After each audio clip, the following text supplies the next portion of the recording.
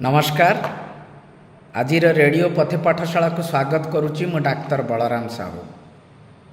अनेक गोपालक बंधु कृषक बंधु माने लेखि जणैचंती वार्तालाप करिसेंती जे केमिति आमे गाँ रे रही सुषम गोखाद्य प्रस्तुत करि परिबु। सुषम गोखाद्य कौन? जो खाद्य रे गाईर पाई तार जीवन धारण पाई तार उत्पादन पाई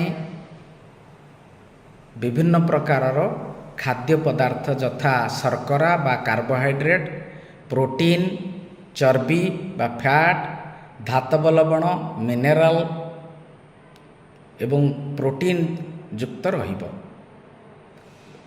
एई जो खाद्य गोखाद्य प्रस्तुति आमे गाँ गहली करि परिबा। विभिन्न प्रकारर खाद्य शस्य को लेकिरी क्रॉप रेसिड्यू को नहीं आमे प्रस्तुत करि परिबा। मु गोटे फॉर्मूला आपण मानकु कहबी। 100 किलो गोखाद्य पाई आपण एई फॉर्मूला टी मने रखि पारंती। 24×4=96 जुक्त 3+1 समान 100।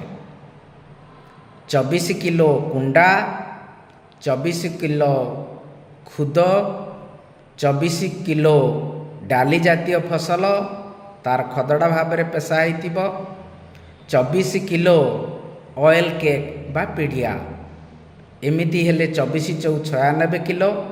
3 किलो धातव लवण बा मिनेराल मिक्सचर, 1 किलो साधारण लवण बा खाइबा लुण एमिति भाव में 100 किलो गोखाद्य आमे तैयारी करि परिबा। सबको खदड़ा भाव में पेसैबा, एकाठी मिसेई मिक्सचर करी गोखाद्य प्रस्तुत करिबा। एइथिरे आमे कुंडारू कौन पाइबा? कुंडारू आमे साधारण तंतुज खाद्य पाई परिबा जोटा को फाइब्रस कहा जाए। तापरे खुद बा गहम एथिरु आमे कार्बोहाइड्रेट चाउल खुदरू बा गहमरू किंबा मक्का ताकू खदड़ा भाव में पेशा होइतिबो सेइथिरु कार्बोहाइड्रेट पाइबा।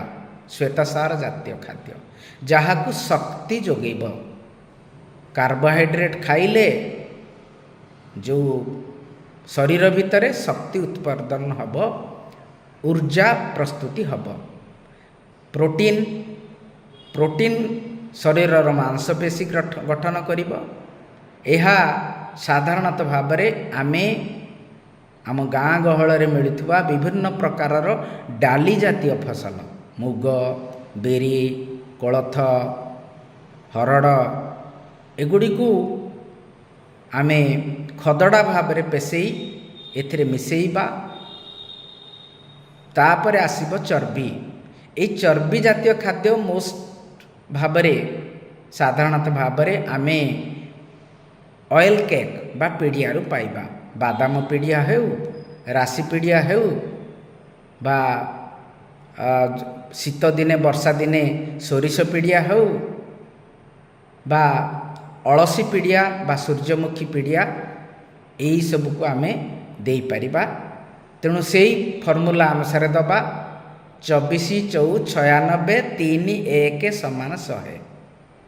24 किलो कुंडा, 24 किलो खुद, 24 किलो डाली जातीय फसल खदड़ा भाव में पेशा होइतिबा, 24 किलो ऑयल केक बा पीढ़िया ताकू खदड़ा भाव में पेशा होइतिबा गुंड होइतिबा, 3 किलो मिनेराल मिक्सचर बा धातव लवण, 1 किलो खाइबा लुण। ये जो धातव लवण कथा कहली, मिनेराल मिक्सचर कथा कहली, एगुड़िक मेडिसिन शॉप रे मिल पारिबो। गोखाद्य जोठी बिक्री होची सेठी मिल पारिबो। यार विभिन्न किस्म अछि, कम दाम युक्त मध्य रहिछि। ताकू आनिले सेथिरु calcium, magnesium, potassium, Kapoor, zinc ये सब जो धातव लवण अछि शरीर पाई आवश्यक, दुग्ध उत्पादन पाई आवश्यक सेथिरु मिल पारिबो। आउ लुण जोटा कॉमन सॉल्ट कहा जाउची सेथिरे आम ଗୋରୁମାନଙ୍କର ପଶୁମାନଙ୍କର ଯେଉଁ ରକ୍ତ ପ୍ରବାହ ଅଛି ବ୍ଲଡ଼ ସାର୍କୁଲେସନ୍ ଠିକ୍ ଭାବରେ ହୋଇପାରିବ। କାର୍ବୋହାଇଡ୍ରେଟ୍ରୁ ଶକ୍ତି ମିଳିବ, ଯେଉଁଟା ସାଧାରଣତଃ ଭାବରେ ଖୁଦ ଗହମ ବା ମକା ଗୁଣ୍ଡରୁ ମିଳିବ। ପ୍ରୋଟିନ୍ ମିଳିବ ଡାଲି ଜାତୀୟ ଫସଲ, ଯାହା ମାଂସପେଶୀ ଗଠନ ପାଇଁ ସାହାଯ୍ୟ କରିବ, ଦୁଗ୍ଧ ଉତ୍ପାଦନ ପାଇଁ ସାହାଯ୍ୟ କରିବ, ଶରୀରର ଜୀବକୋଷ ବଢ଼ିବା ପାଇଁ ସାହାଯ୍ୟ କରିବ। ତୃତୀୟରେ ଚର୍ବି, ଯାହା ପିଡ଼ିଆରୁ ତାହାର ଆମ ଶରୀର ଭିତରେ ଥିବା ଜୀବକୋଷର ସମୃଦ୍ଧି ଘଟେଇବ ଏବଂ ଗାଈ ଦେଉଥିବା କ୍ଷୀରରେ ଚର୍ବି ଅଂଶକୁ ବଢ଼େଇବ। ତେଣୁ 24×4 = 3:1 ଆମେ 100 କିଲୋ ତିଆରି କରିପାରିବା। ସେହି ହିସାବରେ ଅନୁପାତିକ ଭାବରେ ଆମେ 10 କିଲୋ ଗୋଖାଦ୍ୟ ମଧ୍ୟ ପ୍ରସ୍ତୁତ କରିପାରିବା। ତାକୁ ପ୍ୟାକେଟ୍ କରିପାରିବା, ଆମର ବନ୍ଧୁବାନ୍ଧବ ସାହି ପଡ଼ିଶା ସେମାନଙ୍କୁ ମଧ୍ୟ ଦେଇପାରିବା, ନିଜ ପାଇଁ ଖର୍ଚ୍ଚ କରିପାରିବା। ଏଇ ଯେଉଁ ଗୋଖାଦ୍ୟ ପ୍ରସ୍ତୁତି ହେବ, ସାଧାରଣତଃ ଭାବରେ ଏ ଗୋଖାଦ୍ୟ ପ୍ରସ୍ତୁତି ପାଇଁ ବିଶେଷ ଭାବରେ ଆମକୁ ଟିକେ ଏଇ ଯେଉଁ ଟେକ୍ନୋଲୋଜି ଟିକେ ଦରକାର। ତା ପାଇଁ ଯଦି ଆମେ ଟିକେ ଲାଗି ପଡ଼ିବା ତାହେଲେ ନିଶ୍ଚିତ ଭାବରେ କମ୍ ଖର୍ଚ୍ଚରେ ହେବ, ଆଉ ଏଇଟା ପୋଷଣୀୟ ବିକାଶ କରେଇବ।